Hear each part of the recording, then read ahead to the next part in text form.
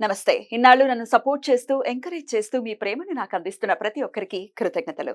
అలాగే ఈ వీడియో కూడా ఖచ్చితంగా మీకు ఉపయోగపడుతుంది. లైక్, షేర్ అండ్ సబ్స్క్రైబ్ చేసి మీ సపోర్ట్‌ని నాకు అందించండి. అలాగే ఈ వీడియో పట్ల మీకున్న అభిప్రాయాన్ని కామెంట్ సెక్షన్‌లో కామెంట్ చేసి తెలియజేయండి.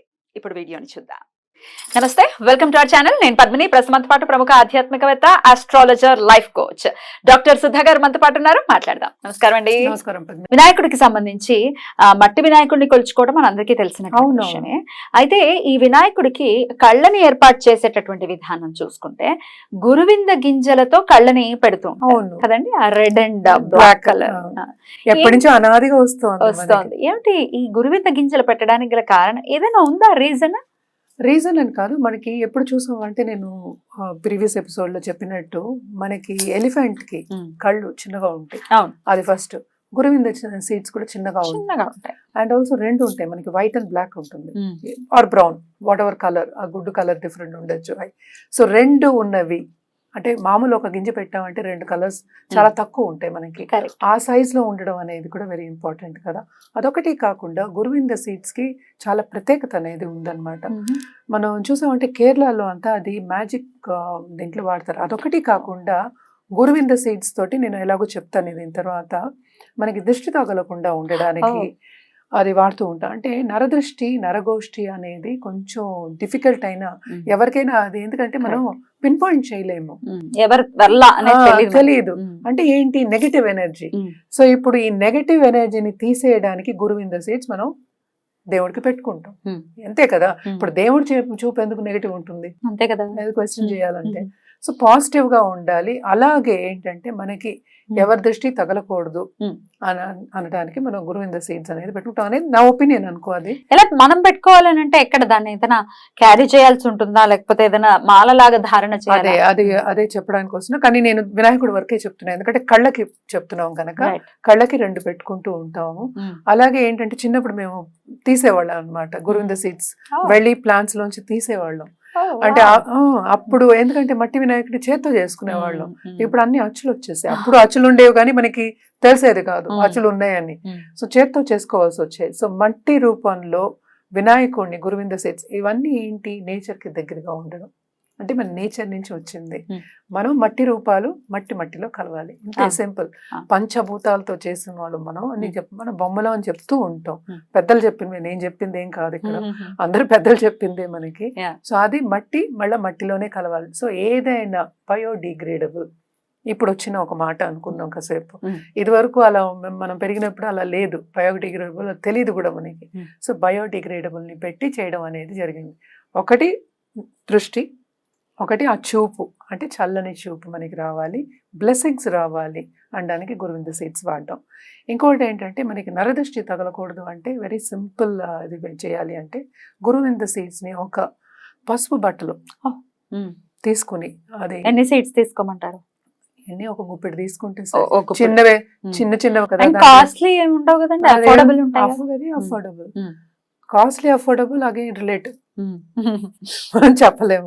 సో మనకి నేచర్ లో వచ్చినవి మనం ఏంటో వెళ్ళి తీసుకోవచ్చు. అలా కూడా ఉంటాయా చెట్లు? చెట్లు ఉంటాయి, మేము పెరిగిన దీంట్లో ఉండేవి అనమాట. వైల్డ్ గా ఉంటాయి కదా. ఇప్పుడు మనం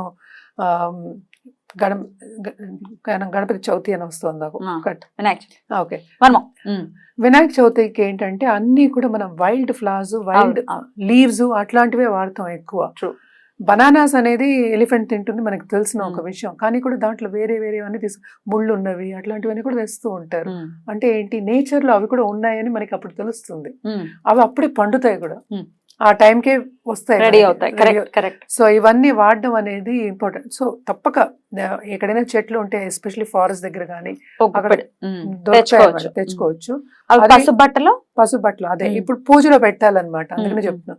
అది తయారు చేసుకుని దాంట్లో ఎవరికైనా కావాలంటే కొబ్బరికాయ కూడా పెట్టుకోవచ్చు అనమాట. కొబ్బరికాయ పెట్టుకుని గురువింద సీడ్స్ పెట్టుకుని దాన్ని ఏంటంటే కట్టేసి ఫస్ట్ పూజలో పెడతాం. పూజలో పెట్టి మన సంకల్పం, ఇలా అయింది నాకు, ఇలా అంటే నేను ముందు నుంచి అదే దృష్టి ఉందని కాదు, తగలకూడదు ఉంది అని యాక్సెప్ట్ చేయకూడదు ఫస్ట్. సో అది రాకూడదు అని యాక్సెప్ట్ చేయాలి ఫస్ట్, అది రాకూడదు అనాలి.